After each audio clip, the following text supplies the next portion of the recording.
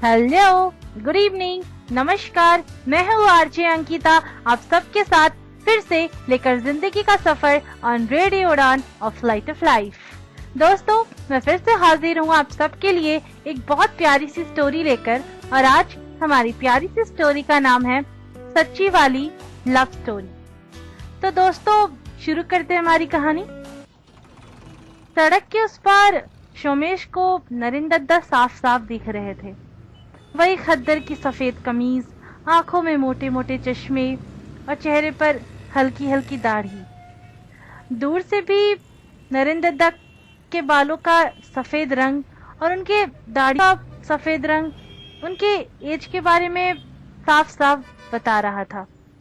सोमेश 24 साल बाद कलकत्ता आया था। वो यहाँ आना नहीं चाहता था, लेकिन उसके बॉस ने किसी काम से जबरदस्ती उसे यहाँ पर भेजा था।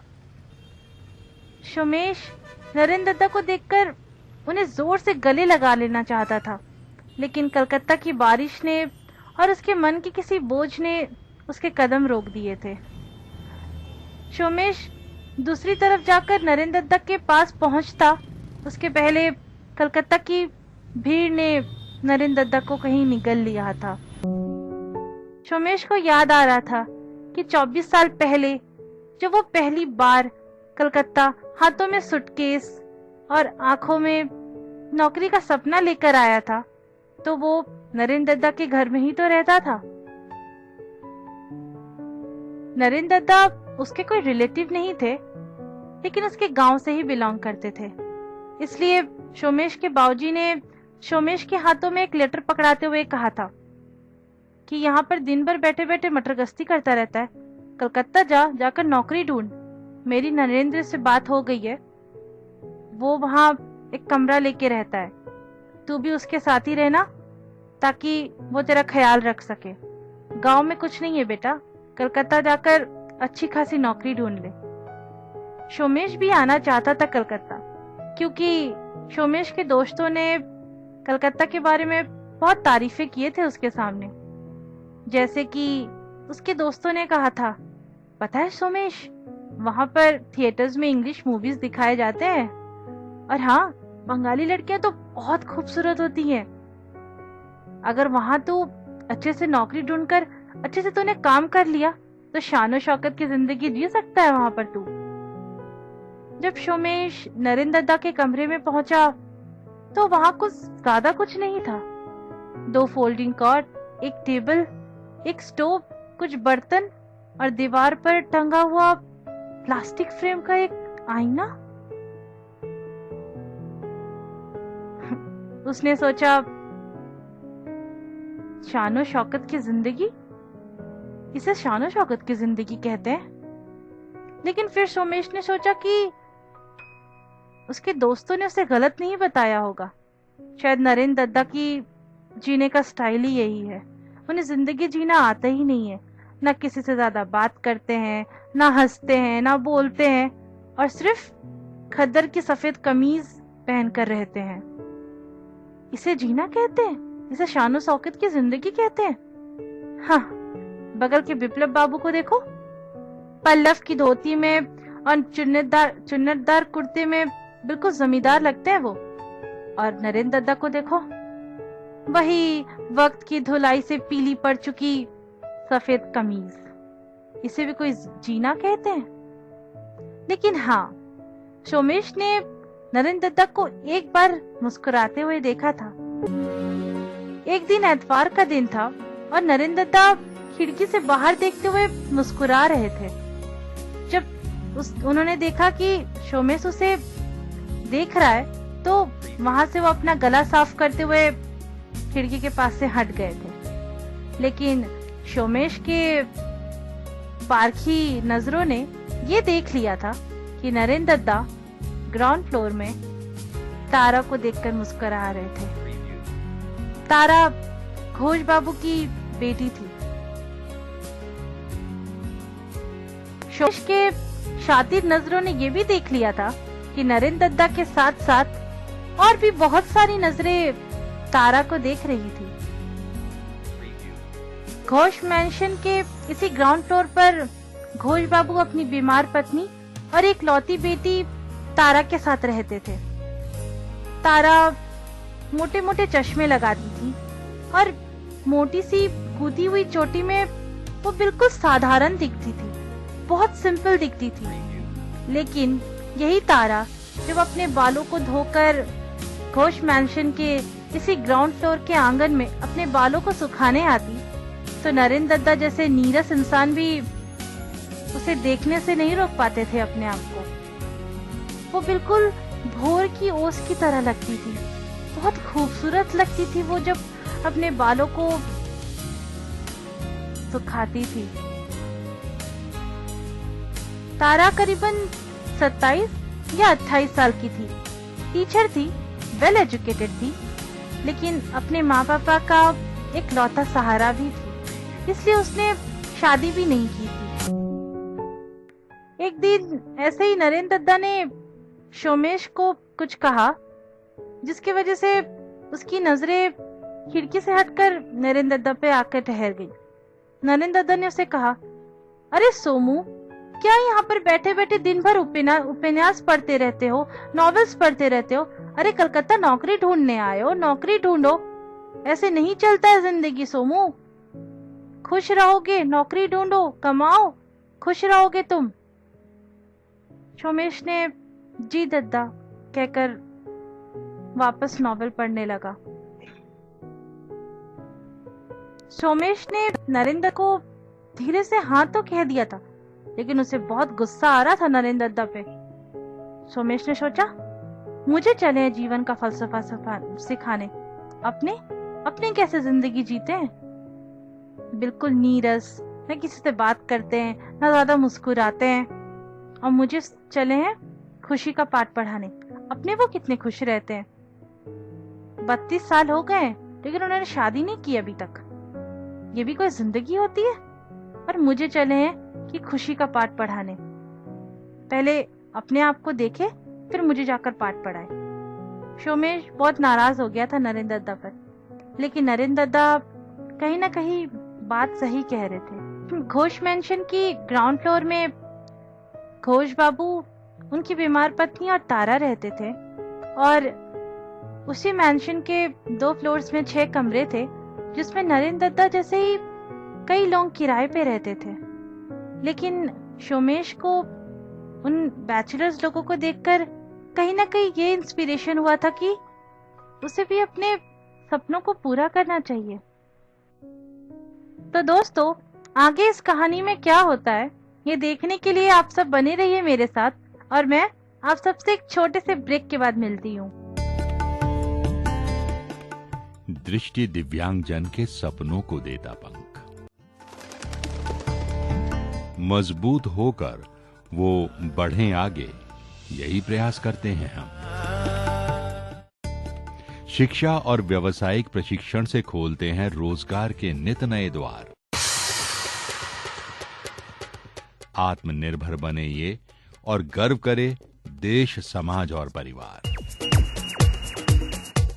दिव्यांगजन सशक्तिकरण विभाग, सामाजिक न्याय एवं अधिकारिता मंत्रालय, भारत सरकार के अंतर्गत दृष्टि दिव्यांग का संबल। राष्ट्रीय दिव्यांगजन सशक्तिकरण संस्थान, 116 Rajpur road, Dehradun. Building trust, constructing optimism since Second World War. National Institute for the Empowerment of Persons with Visual Disabilities, 116 Rajpur Road, Dehradun.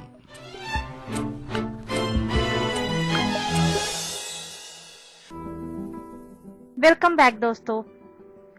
आज नरेंद्र दत्ता अपने ऑफिस से रात को 9:30 बजे घर लौटे, तो उन्होंने देखा कि सोमेश अपने बेड पर लेटे लेटे टांग पर टांग चढ़ाकर उपन्यास पढ़ रहा था। उन्होंने देखा स्टोव ठंडी पड़ी हुई है और बर्तन भी वैसे ही औंधे मुंह रखे हुए हैं जैसे नरेंद्र दत्ता सुबह छोड़कर गए थे। उन्होंने सोचा, फिर से आज सोमेश ने खाना नहीं बनाया, लग रहा मुझे ही बनाना होगा। ये सोचते सोचते नरेंद्र दत्ता खाट पर अपने जूते उतारने के लिए बैठ गए। सोमेश ने नरेंद्र दत्ता से कहा, नरेंद्र दत्ता, वो आज तारा दी आई थी, नरेंद्र दत्ता थोड़ी देर शॉक्ड हो गए और अपने नाक भौं सिकोड़ कर बोले, कौन आया था? सोमेश ने कहा, अरे तारा, घोष बाबू की बेटी आई थी। नरेंद्र दत्ता ने उससे कहा, अच्छा, क्यों आई थी वैसे वो? कोई काम था क्या? सोमेश ने कहा, पता नहीं, शायद कोई काम होगा, आपको ढूंढ रही थी। नरेंद्र दत्ता ने कहा, मुझे ढूंढ रही थी? सोमेश ने कहा, पता नहीं, शायद कोई काम होगा आपसे, आपको ढूंढ रही थी। सोमेश अपने बेड से उठा, टेबल से एक पेपर लेकर आया और नरेंद्र दत्ता के सामने रख दिया। नरेंद्र दत्ता ने कहा, ये क्या है? सोमेश ने कहा, पता नहीं, आप नहीं मिले तो वो ये देकर गई हैं। सोमेश ने करीने से तय की हुई कागज नरेंद्र दत्ता के हाथों में दे दी। नरेंद्र दत्ता ने अपने चश्मे को संभाला और उस तय की हुई कागज को खोला। कागज खोलते ही उनके आंखों में एक नूर सा छा गया, उनके गाल लाल होने लगे। वो तारा का लेटर था। नरेंद्र दत्ता लेटर पढ़ने लगे। पहली लाइन पढ़ते ही उनके हाथ कांपने लगे। लेटर में लिखा था, मेरे प्रिय नरेंद्र, मैं ये खत आपको लिखना नहीं चाहती थी, लेकिन मजबूर थी लिखने के लिए। मैं बहुत दिनों से आपसे कुछ कहना चाह रही थी नरेंद्र, लेकिन कह नहीं पा रही थी, कभी हिम्मत नहीं हो रही थी मेरे आपको कुछ कहने की। लेकिन आज मैंने सोचा अपने दिल की बात दिल में ना रखकर मुझे आपको आज सब कुछ बता देना चाहिए, इसलिए ये खत लिख रही हूँ आपके नाम। नरेंद्र, मैं अपने जीवन का शुक्रिया करती हूँ कि मेरे जीवन ने मुझे आपसे मिलाया। नरेंद्र, मुझे आप बहुत पसंद है, बहुत ज्यादा। आप सबसे भिन्न हैं, बहुत अलग हैं आप, बिल्कुल मेरे जैसे। बहुत साधारण हैं आप। आप ऊपर से सख्त तो दिखते हैं, लेकिन मुझे पता है कि आपके पास भी एक कोमल हृदय है। मैं जानती हूँ नरेंद्र, आपको ये सब बहुत अजीब सा लग रहा होगा, लेकिन कहते हैं ना, कभी भी अपने दिल की बात अपने दिल में नहीं रखनी चाहिए, इसलिए मैंने आपको ये खत लिखा है। नरेंद्र, मुझे लगता है कि हम दोनों के मन के धागे जुड़े हुए हैं।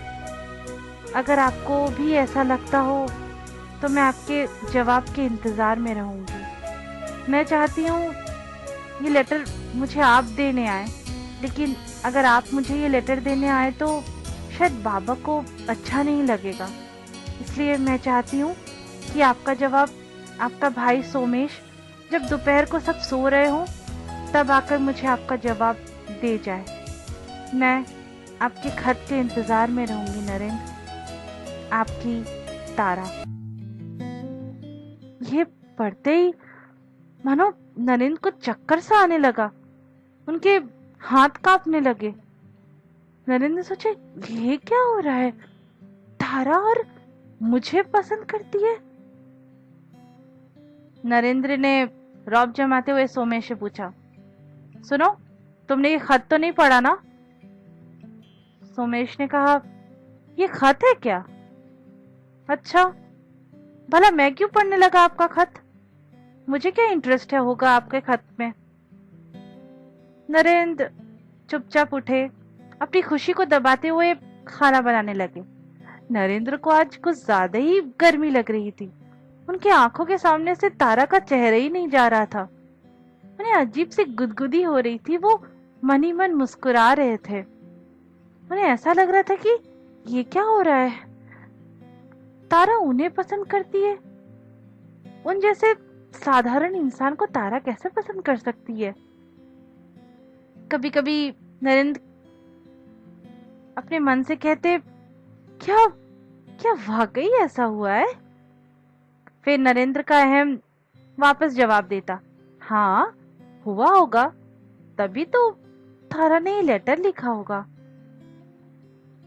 नरेंद्र अपनी खुशी संभालते हुए रात को सो गए, लेकिन उन्हें तो नींद ही नहीं आ रही थी। उनकी आंखों से मानो नींद ही चली गई थी। वो रात भर बिस्तर पर करवटें बदलते रहे, बस तारा के बारे में सोचते रहे। और उन्होंने सोचा कि मैं लिखूं तो क्या लिखूं। नरेंद्र दत्ता की माँ उनके लिए एक सर्वगुण संपन्न बहू लाना चाहती थी, लेकिन समय के साथ साथ उनकी गुणों की लिस्ट भी बढ़ रही थी और साथ ही बढ़ रही थी नरेंद्र दत्ता की उम्र।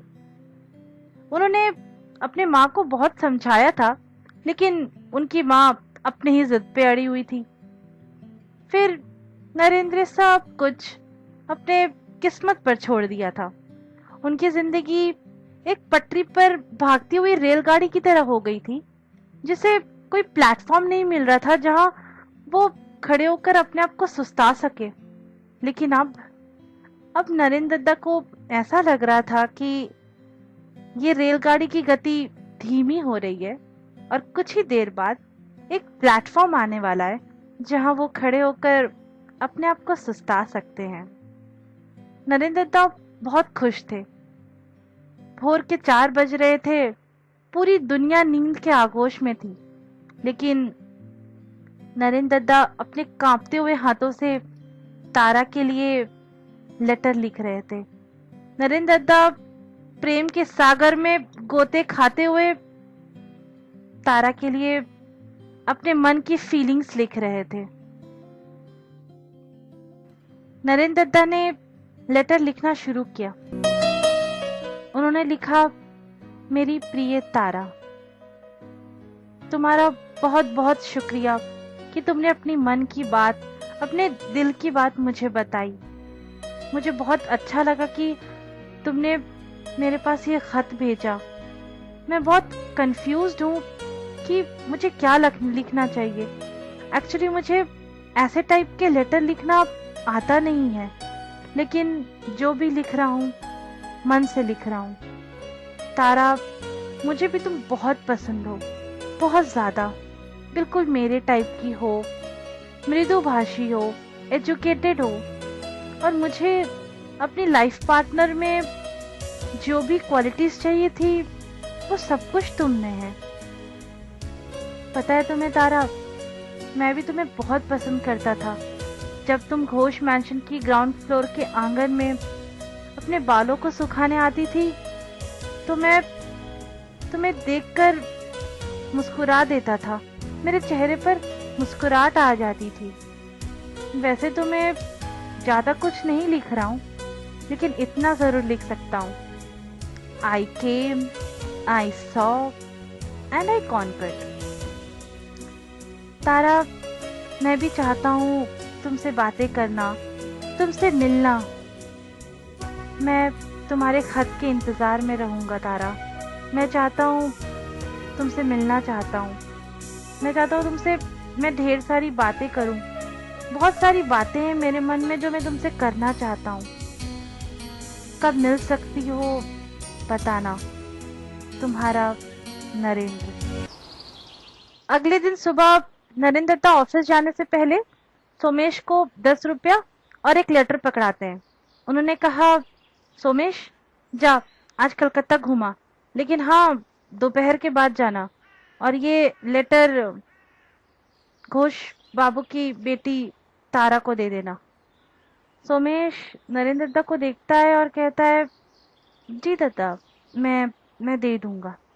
नरेंद्र दत्ता ऑफिस चले जाते हैं। नरेंद्र दत्ता की जिंदगी एक ही दिन में बदल चुकी थी। नरेंद्र दत्ता को अपने आप पे भरोसा नहीं हो रहा था। उन्हें बिल्कुल उम्मीद नहीं थी कि तारा उन्हें पसंद करेगी। नरेंद्र दत्ता इतने खुश थे कि आज नरेंद्र दत्ता के पैर जमीन पर ही नहीं पड़ रहे थे। उनके मन में एक अजीब सी गुदगुदी, एक अजीब सी सुगबुगाहट हो रही थी कि उन्हें तारा का लेटर का इंतजार था। वो इतने बेचैन थे कि क्या आएगा उसका जवाब। नरेंद्र दत्ता अब अपनी प्यार की कहानी के अगले पड़ाव के लिए बेसब्री से इंतजार कर रहे थे। तो दोस्तों, नरेंद्र दत्ता की प्यार की कहानी का अगला पड़ाव क्या होगा, ये सब सुनने के लिए आप सब बने रहिए मेरे साथ, और मैं एक छोटे से ब्रेक के बाद मिलती हूँ।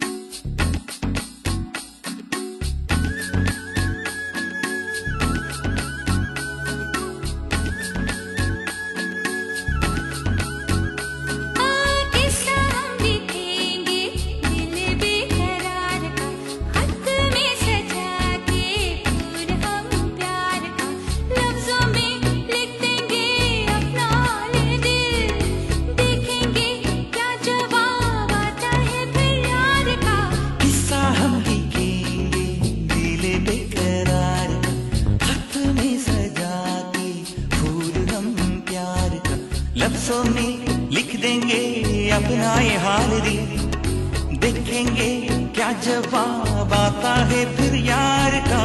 किस्सा हम लिखेंगे दिल बेकरार का, खत में सजा के फूल हम प्यार का।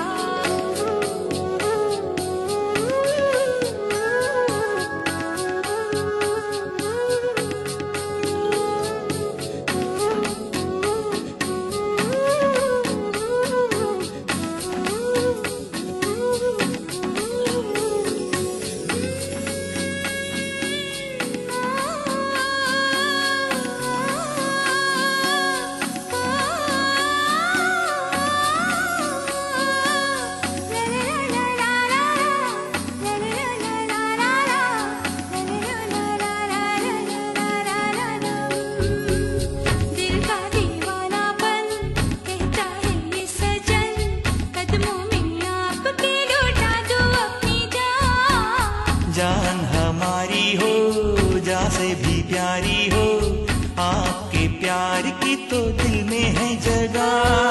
दिल में बसा के रखना तुम सदा, हम तो ना छोड़ेंगे ये साथ कभी दिलदार का। किस्सा हम लिखेंगे दिल बेकरार का, खत में सजा के फूल हम प्यार का। लफ्जों में लिख देंगे अपना ये हाल दिल, देखेंगे क्या जवाब आता है फिर यार का। किस्सा हम लिखेंगे दिल बेकरार का। खत में सजा के फूल हम प्यार का। वेलकम बैक दोस्तों। नरेंद्र दत्ता आज शाम को जब ऑफिस से घर आए तो उन्होंने सोमेश से पूछा, तो कहाँ कहाँ गए आज तुम, कहाँ कहाँ घूमे आज। सोमेश ने कुछ जवाब देने से पहले ही नरेंद्र दत्ता ने उस पर और एक प्रश्न दाग दिया। उन्होंने पूछा, और वो लेटर दे आए थे। सोमेश ने कहा, जी दत्ता, दे आया था। नरेंद्र दत्ता ने अपनी खुशी को जरा सा दबाते हुए पूछा, और कोई चिट्ठी पत्र घर से आया है क्या। सोमेश ने कहा, नहीं तो दत्ता, कोई चिट्ठी पत्री नहीं आई है घर से। क्यों। नरेंद्र दत्ता ने कहा, नहीं कुछ नहीं, बस ऐसे ही पूछ लिया था। नरेंद्र दत्ता तारा के लेटर के इंतजार में थे, लेकिन तारा का कोई जवाब ही नहीं आया था। ऐसे ही 3 दिन सन्नाटे में गुजर गए। नरेंद्र दत्ता बहुत बेचैन थे कि 3 दिन हो गए, अभी तक तारा का कोई जवाब नहीं आया। क्या हो सकता है, कहीं मैंने लेटर में कुछ गलत तो नहीं लिख दिया, कहीं तारा बीमार तो नहीं है।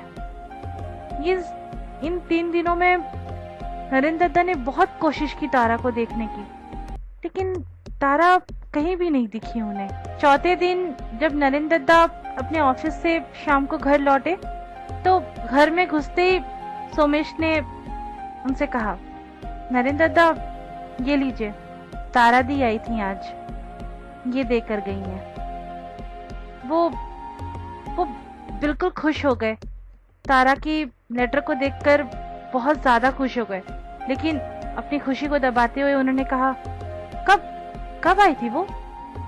सोमेश ने कहा, बस यही आधे घंटे पहले। नरेंद्र दत्ता ने कहा, तो तुमने उन्हें रोका क्यों नहीं? रोकना चाहिए था ना तुम्हें उसे। तो सोमेश ने कहा, रोकता? क्या करता रोककर? कहाँ बैठा था? इस बेड पर। नरेंद्र दत्ता बेचैनी में उन्होंने फटाफट लेटर खोला और फिर से प्रेम के सागर में गोते खाने लगे।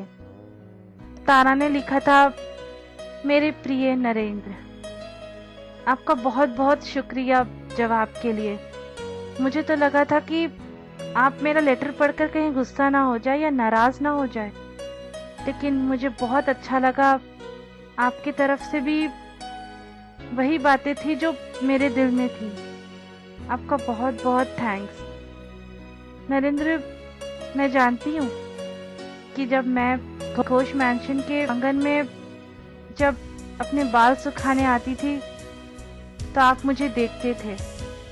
नरेंद्र, मैं आंगन में बाल सुखाने के लिए सिर्फ आपके लिए आती थी और मैंने आपको मेरी ओर देखते हुए भी देखा था। नरेंद्र, मैं आपसे और एक बात कहना चाहती हूँ।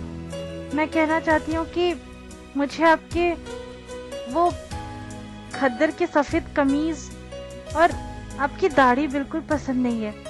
आप ब्राइट कलर्स पहना करो। आप ब्राइट कलर्स में बहुत अच्छे लगोगे, बहुत हैंडसम लगोगे। मेरा ये चीज कहना आपको सही लगे या ना लगे, लेकिन मुझे जो लगा मैंने आपको कह दिया। मिलना मैं भी चाहती हूँ, लेकिन कलकत्ता में मेरे बहुत सारे रिश्तेदार हैं। अगर किसी ने मुझे आपसे मिलते हुए देख लिया तो बहुत ज्यादा प्रॉब्लम हो सकती है। आपको थोड़ा सा इंतजार करना होगा मुझसे मिलने के लिए। करेंगे ना? मैं आपके अगले खत के इंतजार में रहूंगी। आपकी तारा। ये लेटर पढ़ने के बाद नरेंद्र दत्ता के चेहरे पे एक अलग सा नूर छा गया।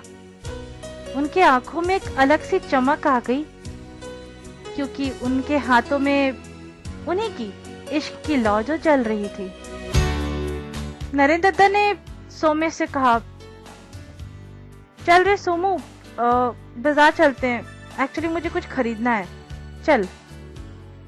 सोमेश तैयार होने लगा तो नरेंद्र दत्ता ने कहा, अरे इतने तैयार होने की कोई जरूरत नहीं है, बस ऐसे चलते हैं, चल।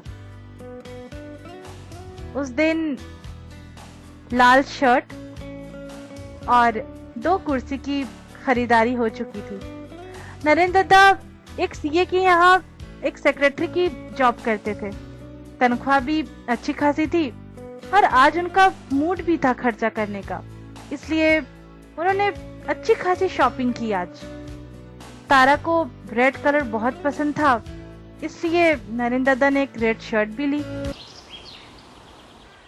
अगले दिन सुबह नरेंद्र दत्ता ने सोमेश को जगाते हुए कहा, सोमू, मुझे आज ऑफिस थोड़ा जल्दी जाना है, मैं शाम को मिलता हूँ तुझसे, ठीक है? सोमेश ने अपनी नींद में अधखुली आंखों में देखा कि लाल शर्ट में कोई अजनबी उसे जगा रहा हो। कौन? नरेंद्र दत्ता ने कहा, कौन? क्या भांग वांग खाया है क्या तूने? ये मैं ही तो हूँ। सोमेश की नींद उड़ गई।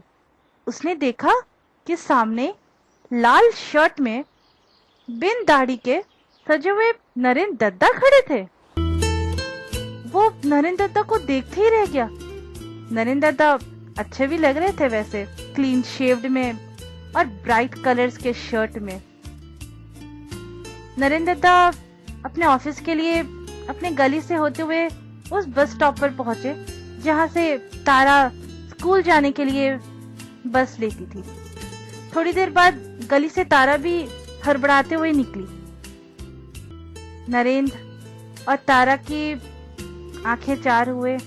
दोनों एक दूसरे को बहुत देर तक देखते रह गए। आंखों ही आंखों में बहुत सारी बातें हो गई। तारा ने देखा कि नरेंद्र ने उसके पसंद की रेड शर्ट पहनी है।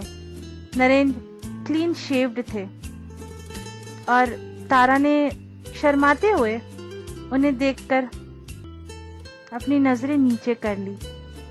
वो नरेंद्र से बहुत कुछ कहना चाहती थी, बातें करना चाहती थी, लेकिन बस उन्हें देखकर हल्के से मुस्कुराहट दे दी। ये देखकर मानो नरेंद्र के आसपास 100 गुलाब खिलने लगे, क्योंकि तारा ने उसे देखकर मुस्कुरा दिया था। तो दोस्तों, नरेंद्र और तारा की लव स्टोरी में आगे क्या होगा, ये सब सुनने के लिए आप सब बने रहिए मेरे साथ, और मैं एक छोटे से ब्रेक के बाद लौट कर आती हूँ।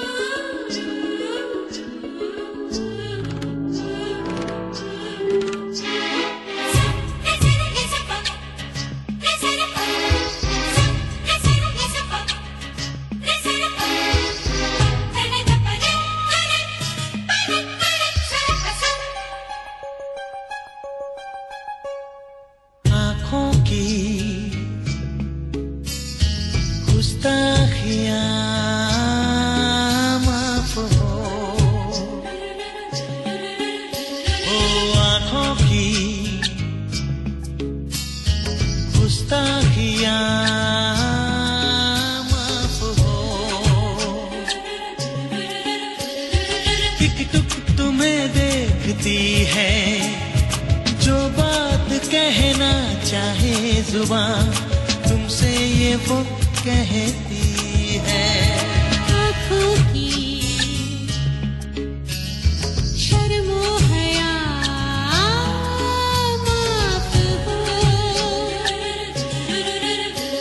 तुम्हें देख के छुपती है, उठी आँखें जो बात न कह सकी, छुपी आँखें वो कहती है।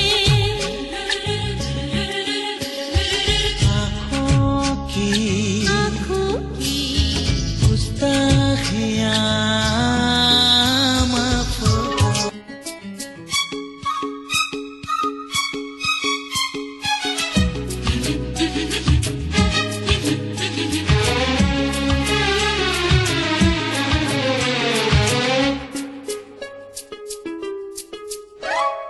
ये जिंदगी आपकी ही अमानत रहेगी,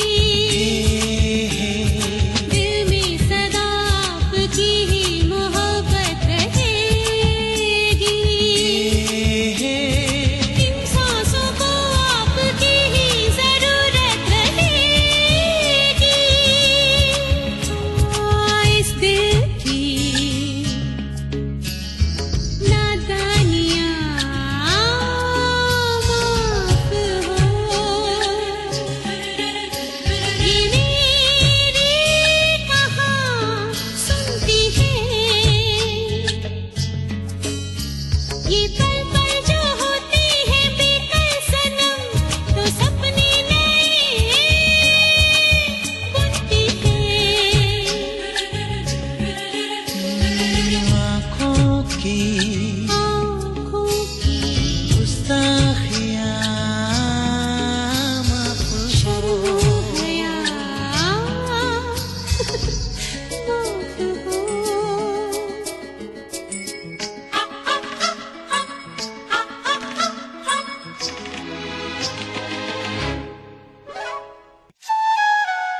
वेलकम बैक दोस्तों। नरेंद्र दत्ता पर तारा की चिट्ठियों का बहुत गहरा असर पड़ा था, इसलिए उन्होंने अपने आप को तारा के पसंद के मुताबिक चेंज किया था। अपनी दाढ़ियों को शेव किया था। पहली बार एक ब्राइट कलर का शर्ट पहना था जो तारा को बहुत पसंद आया था। नरेंद्र ने रात भर जागकर तारा के लिए एक लेटर लिखा था और वो चाहते थे कि आज बस स्टॉप पर जब तारा स्कूल जा रही होगी तो वो ये लेटर तारा को खुद अपने हाथों से दे। लेकिन जब तक ये लेटर नरेंद्र तारा को अपने हाथों से देते तब तक तारा की स्कूल बस आ गई और तारा अपने स्कूल चली गई। नरेंद्र दत्ता का मन बहुत छोटा हो गया। उन्हें अच्छा नहीं लगा कि रात भर जागकर जो लेटर उन्होंने अपने हाथों से तारा के लिए लिखा था वो उसे दे नहीं पाए। लेकिन फिर नरेंद्र ने अपने आप को समझाते हुए कहा कि नहीं, सही तो किया मैंने। अगर मैं 5 लोगों के सामने तारा को ये लेटर देता तो उसकी बदनामी हो जाती ना। नहीं, सही किया मैंने ये लेटर यहाँ नहीं दिया। ये लेटर मैं बाद में सोमेश के हाथों भिजवा दूंगा। नरेंद्र दत्ता अपने ऑफिस चले गए, लेकिन दिन भर वो तारा के बारे में सोचते रहे। अपने मन की तांत पर अपने सुनहरे भविष्य को बुनते रहे। शाम को जब नरेंद्र दत्ता घर लौट के आए तो सोमेश ने उन्हें मुस्कुराते हुए एक लेटर पकड़ाया। उसने कहा, दद्दा, ये आपके लिए। तारा दी दोपहर में ये लेटर देकर चली गई थी। नरेंद्र दत्ता कुछ ना सोचते समझते हुए वो लेटर पढ़ने लगे। लेटर में लिखा था, मेरे प्रिय नरेंद्र, आपका बहुत बहुत धन्यवाद। आपने अपने आप को मेरे मुताबिक चेंज करने की एक कोशिश की। नरेंद्र, मुझे बहुत अच्छा लगा। अब मेरे हिसाब से, मेरे कलर के हिसाब से अपने आप को आपने चेंज किया। नरेंद्र, आज मैंने आपका वो रूप देखा जो मैं अक्सर सपनों में देखा करती थी। आप आज रेड कलर की शर्ट में और बिन दाढ़ियों के बहुत अच्छे लग रहे थे। बहुत हैंडसम लग रहे थे, बिल्कुल धर्मेंद्र की तरह। नरेंद्र, आपको पता है मुझे धर्मेंद्र की मूवीज बहुत पसंद है, लेकिन आज आप दुनिया के सबसे हैंडसम इंसान लग रहे थे मेरे लिए। आप बहुत अच्छे लग रहे थे। नरेंद्र, आपने मेरे मुताबिक अपने आप को चेंज किया। इससे मुझे ये पता चलता है कि आप मुझसे कितना प्रेम करते हैं। नरेंद्र, मैं आपके साथ बाहर जाना चाहती हूँ, आपसे ढेर सारी बातें करना चाहती हूँ, लेकिन डर लगता है कि कहीं हमारे प्रेम को किसी की नजर ना लग जाए, कोई मुसीबत ना आन पड़ जाए। नरेंद्र, मैं आपसे जरूर मिलूंगी, बस आपको जरा सा इंतजार करना होगा।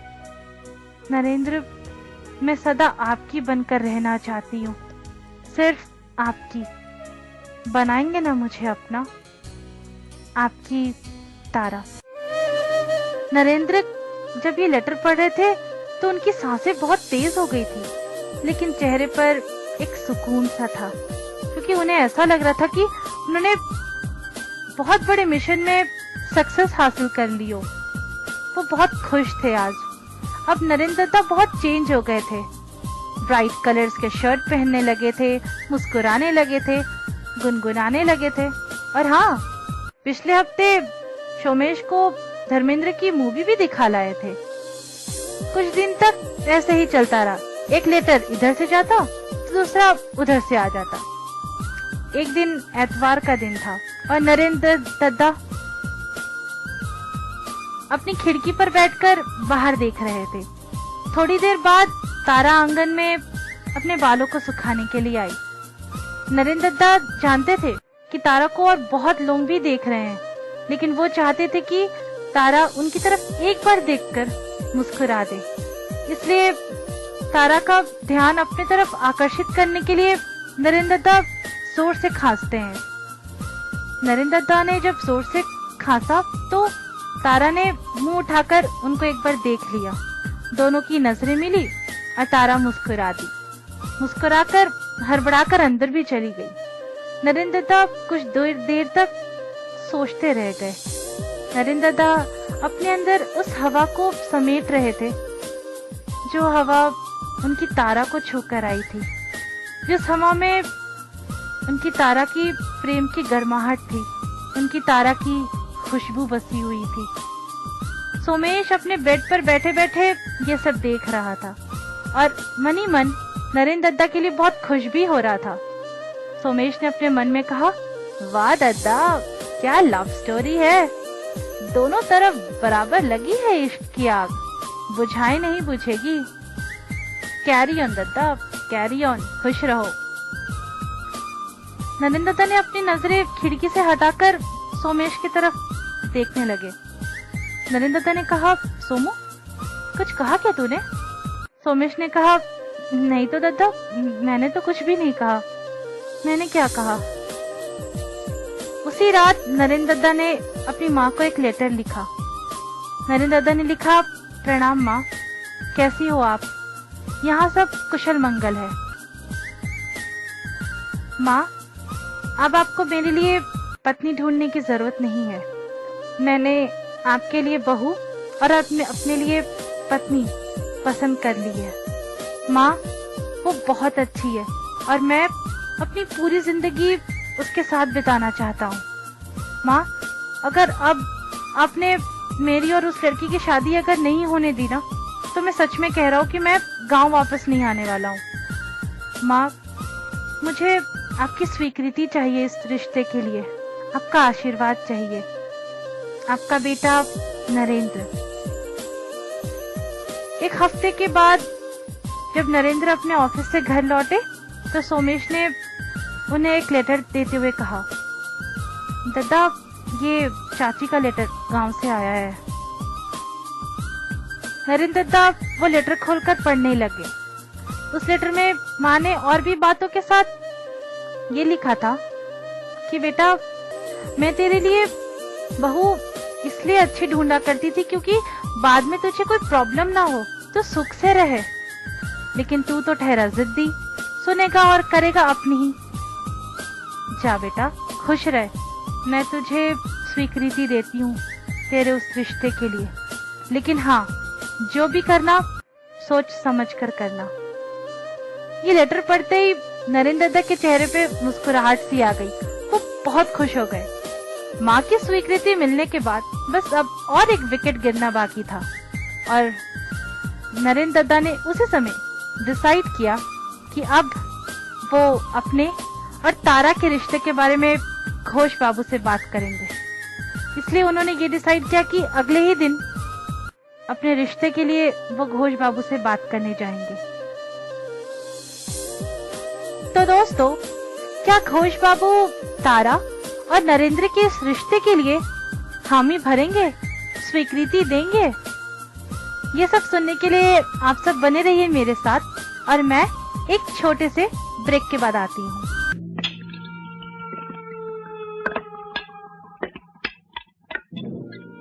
अरे ओ सांभा, कितने पैसे दिए इस मोबाइल के रे? पूरे 50,000। सुना, पूरे 50,000। क्या सुनोगे महारथी फोन माँ? उड़ान आइडल। उड़ान आइडल?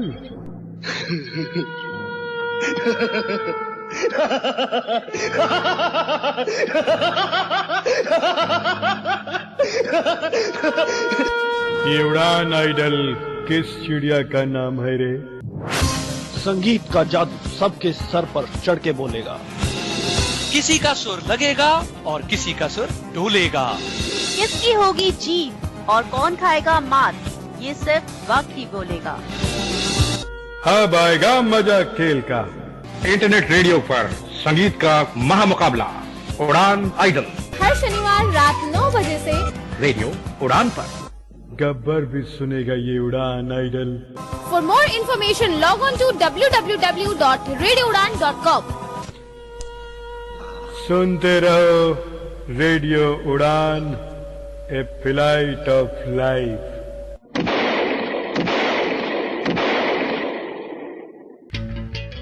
वेलकम बैक दोस्तों। आज शनिवार का दिन था और नरेंद्र दत्ता अपने ऑफिस से जल्दी घर लौट आए थे। किस्मती से घर में सोमेश भी नहीं था, इसलिए नरेंद्र दत्ता ने डिसाइड किया कि आज ही वो घोष बाबू से अपनी और तारा के रिश्ते के बारे में बात करेंगे। इसलिए उन्होंने अपनी नई धोती और सिल्क का कुर्ता निकाला। वो अच्छे से तैयार हुए और घोष बाबू के घर पहुंच गए। नरेंद्र दत्ता ने घोष बाबू के घर में दस्तक दी तो श्रीमती घोष ने दरवाजा खोला। नरेंद्र दत्ता ने कहा, नमस्कार, घोष बाबू घर में है क्या? श्रीमती घोष ने कहा, नहीं, वो तो घर में नहीं है, बाहर गए हैं। नरेंद्र दत्ता ने उत्सुकता में पूछा, तो कब आएंगे? श्रीमती घोष ने कहा, बेटी के साथ बालीगंज गए हैं, वक्त लग जाएगा आते आते। क्यों, कोई काम था क्या आपको? नरेंद्र दत्ता ने कहा, नहीं, ठीक है, कोई बात नहीं, मैं उनसे बाद में बात कर लूंगा। नरेंद्र दत्ता की आशाएं मानो धड़ाम से नीचे गिर गई और वो चुपचाप मन भारी कर कर अपने कमरे में चले गए। रात बहुत मुश्किल से कटी। अगला दिन एतवार था और नरेंद्र दत्ता अपनी खिड़की पर बैठ गए तारा को देखने के लिए। थोड़ी देर बाद तारा भी आंगन में अपने बालों को सुखाने के लिए आ गई। आज भी नरेंद्र दत्ता चाहते थे कि तारा उनकी तरफ देखकर मुस्कुराए, इसलिए तारा का ध्यान आकर्षित करने के लिए नरेंद्र दत्ता ने जोर से खांसी की आवाज लगाई। लेकिन आज तारा ने उन्हें एक बार भी नहीं देखा। न जाने तारा किस धुन में डूबी हुई थी। अचानक से बारिश होने लगी और तारा अंदर भाग गई। उसकी भागती हुई कदमों की आवाज सीढ़ियों पर भी आ रही थी। तारा शायद छत पर जा रही थी। नरेंद्र दत्ता ने दो पल कुछ सोचा और वो भी चप्पल पहनकर तारा के पीछे पीछे छत पर चले गए। बारिश तेज होने लगी थी और तारा जल्दी जल्दी छत पर सूख रही दाल को उठा रही थी। तारा की पीठ नरेंद्र की ओर थी। नरेंद्र ने पीछे से तारा को आवाज लगाई, बहुत प्यार से, तारा। तारा हड़बड़ाकर उठ गई। कौन? क्या कौन है? नरेंद्र ने कहा, तारा, मैं हूं नरेंद्र। तारा, मैंने अपनी माँ से हमारे रिश्ते के लिए बात भी कर ली है और माँ ने स्वीकृति भी दे दी है। मुझे पता था तारा, माँ इस रिश्ते के लिए स्वीकृति दे देगी और अब मैं तुम्हारे बाबा से बात करना चाहता हूँ। मैं चाहता हूँ कि इस रिश्ते के लिए सब राजी हो जाए और हमें आशीर्वाद मिल जाए। तारा, मैं जानता था मैं और तुम सिर्फ एक दूसरे के लिए बने हैं। यही कहते मानो तारा नरेंद्र को गुस्से से देखने लगी, मानो आसमान के सारे बादल तारा के चेहरे पे आकर ठहर गए। उसने जोर से आवाज लगाई, माँ, माँ देखो, ये आदमी मुझसे गलत बातें कर रहा है। ये कहते ही सब लोग छत पर आ गए। किसी ने नरेंद्र दत्ता की कॉलर को पकड़ लिया, कोई नरेंद्र दत्ता को मारने लगा घूंसों से, और किसी ने कहा, नरेंद्र दत्ता, छी, आप ये सब कर सकते हैं? मैंने तो सोचा भी नहीं था कभी। नरेंद्र दत्ता तारा को देखकर कहना चाहते थे कि लेकिन तारा, तुमने ही तो, वो बहुत चाहते थे कि अपनी तरफ से वो सफाई दे, लेकिन कोई उन्हें सफाई देने ही नहीं दे रहा था। सब लोग नरेंद्र दत्ता को गलत समझ रहे थे।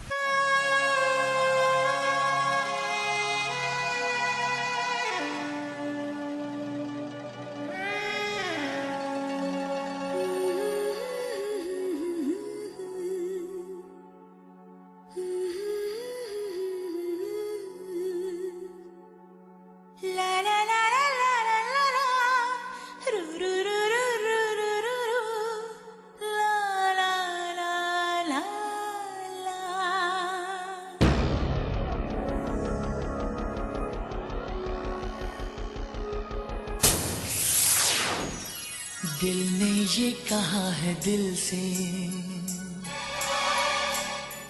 मोहब्बत हो गई है तुमसे।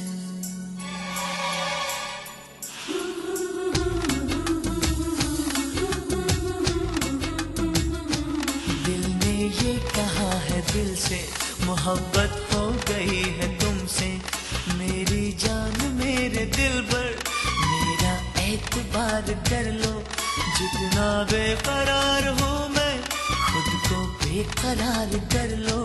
मेरी धड़कनों को समझो, तुम भी मुझसे प्यार कर लो। ला ला ला ला ला ला ला ला ला ला ला ला। दिल ने ये कहा है दिल से, मोहब्बत हो गई है तुमसे।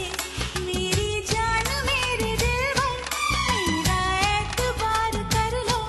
जितना बेकरार है दिल, खुद को बेकरार कर लो। मेरी धड़कनों को समझो, तुम भी मुझसे प्यार कर लो। ला ला ला ला ला ला ला ला ला ला ला ला ला ला। इस झगड़े के बीच सोमेश वहां आया और उसने बहुत मुश्किल से ये झगड़ा शांत करवाया और नरेंद्र दत्ता का बचाव करते हुए वहां से उन्हें नीचे लेकर गया। नरेंद्र दत्ता की गाल घूंसों से लाल पड़ चुकी थी और उनके हाथों में भी चोट आई थी। नरेंद्र दत्ता बहुत देर से यही सोच रहे थे कि उनसे ऐसी क्या गलती हो गई जो आज तारा ने उन्हें ये सजा दी। ऐसी क्या गलत बात कर दी थी उन्होंने तारा से जो ये सब हो गया। नरेंद्र दत्ता बहुत ज्यादा दुखी थे। नरेंद्र दत्ता को समझ में नहीं आ रहा था कि ये हुआ तो हुआ क्या। उन्होंने सोचा कि उफ, क्या स्त्री मन इतना जटिल होता है। नरेंद्र दत्ता तारा से बहुत ज्यादा प्यार करते थे, लेकिन ये इंसल्ट उनके बर्दाश्त से बाहर था। इसलिए उन्होंने उसी वक्त सोमेश को गांव जाने के लिए कहकर अपना सामान लेकर तुरंत कहीं चले गए। 3 दिन बाद सोमेश भी अपने गांव जा रहा था, इसलिए कमरे की चाबियां देने के लिए वो घोष मैंशन पहुंचा। लेकिन उसके मन में एक अपराध बोध था। वो बहुत ज्यादा गिल्टी फील कर रहा था। चाबियां देने से पहले वो एक पल रुका और उसने सोचा, ये मैंने क्या कर दिया। मैं तो दद्दा के साथ बस प्रैक्टिकल जोक खेल रहा था ताकि वो अपने मन के फीलिंग्स को पहचान पाए, अपने आप को जान पाए। हे भगवान, ये मैंने क्या कर दिया। इस प्रैक्टिकल जोक में अगर नरेंद्र दत्ता की जान चली जाती तो। सोमेश बहुत ज्यादा गिल्टी फील कर रहा था, क्योंकि इसमें नरेंद्र और तारा की कोई गलती नहीं थी। गलती थी तो सिर्फ सोमेश की। वो अपने आप को बहुत ज्यादा गिल्टी मान रहा था। उसे ऐसा फील हो रहा था कि वो नरेंद्र और तारा के लिए एक अपराधी बनकर रह गया है। ये सोचते सोचते सोमेश ने घोष बाबू के घर में दस्तक दी और दरवाजा तारा ने ही खोला। तारा को देखकर सोमेश अपनी मन की बात अपने मन में नहीं रख पाया और हाथ जोड़कर तारा के सामने जोर जोर से रोने लगा। सोमेश ने कहा, मुझे माफ कर दीजिए, और उसने तारा को सब कुछ बता दिया कि ये सब उसका एक प्रैक्टिकल जोक था। ये सब उसने किया था, इसलिए ये सब के गलती का कारण नरेंद्र दत्ता नहीं बल्कि वो है। ये सब सुनकर तारा ने सोमेश को बहुत देर तक गुस्से में देखा और जोर से उसके मुंह पर दरवाजा बंद कर दिया। सोमेश चाहता था कि वो नरेंद्र दत्ता से मिलकर सब कुछ कह दे, लेकिन पता नहीं नरेंद्र दत्ता कहाँ चले गए थे। 24 साल पहले की ये घटना सोमेश के सामने एक सिनेमा की तरह चल रही थी। लेकिन उसी वक्त सोमेश ने ये डिसाइड किया कि अब इस 24 साल पहले के बोझ को वो और नहीं ढो सकता। उसने ये सोचा कि जब वो 24 साल बाद कलकत्ता शहर में काम से आया है तो अब वो नरेंद्र दत्ता से मिलकर उन्हें सब कुछ बता देगा, अपना इकबाले जुर्म उनको कबूल कर देगा, चाहे उसके बाद कुछ भी हो उसे मंजूर था, क्योंकि अब ये 24 साल पहले का बोझ उससे नहीं ढोया जा रहा था। इसलिए अगले दिन सोमेश उसी सड़क के किनारे पहुंच गया जहां उसने नरेंद्र दत्ता को देखा था। थोड़ी देर बाद नरेंद्र दत्ता भी वहां आ गए। सोमेश ने कुछ ना सोचते हुए लपक कर उनके कंधे पर हाथ रख दिया। नरेंद्र दत्ता पीछे मुड़े तो उन्होंने देखा, अरे सोमू, तू कैसा है? कहाँ था इतने सालों? सब ठीक है ना? तू यहाँ? बहुत सारी क्वेश्चंस पूछने लगे नरेंद्र दत्ता सोमेश को देखकर। सोमेश ने कहा, हाँ दद्दा, काम से आया हूँ कलकत्ता, इसलिए आप दिखे तो मैंने सोचा आपसे बात कर लेता हूँ। नरेंद्र दत्ता सोमेश को देखकर बहुत खुश हो गए थे। उन्होंने कहा, अच्छा, चल, बहुत अच्छी बात है। और तुझे नौकरी मिली कि नहीं? सोमेश ने हंसकर कहा, हाँ दद्दा, मिल गई। नरेंद्र दत्ता ने कहा, मैं ये सामने वाली बिल्डिंग में काम करता हूँ, चल मेरे घर चलते हैं। सोमेश ने हाँ हिचकिचाहट में वो कुछ कहना चाहता था नरेंद्र दत्ता से, लेकिन नरेंद्र दत्ता ने कहा, अरे चल, तो इतना हिचकिचा क्यों रहा है, चल। सोमेश उसी वक्त नरेंद्र दत्ता से सब सारी बातें कह देना चाहता था, लेकिन नरेंद्र दत्ता सोमेश से क्वेश्चंस पे क्वेश्चंस पूछने लगे। सोमेश के फैमिली के बारे में, उसके काम के बारे में, उसके गांव के बारे में, और सोमेश नरेंद्र दत्ता से कुछ कह ही नहीं पा रहा था। थोड़ी देर बाद सोमेश अचानक से रुक गया। सोमेश ने कहा, दद्दा, ये तो वही गली है ना जहां हम पहले रहते थे? नरेंद्र दत्ता ने कहा, हाँ वही गली है, तो क्या हो गया, चल। तो थोड़ी देर बाद सोमेश ने अपने आप को घोष मैंशन की 2nd फ्लोर पर खड़ा पाया। दरवाजा अंदर से बंद था। नरेंद्र दत्ता ने दरवाजे पर दस्तक दी, दरवाजा खुला और सामने खड़ी थी तारा दी। सोमेश ये देखकर चौंक गया। नरेंद्र दत्ता ने मुस्कुराते हुए कहा, क्या बरखुरदार, चौंक क्यों गए? अरे इतनी हैरान क्यों हो?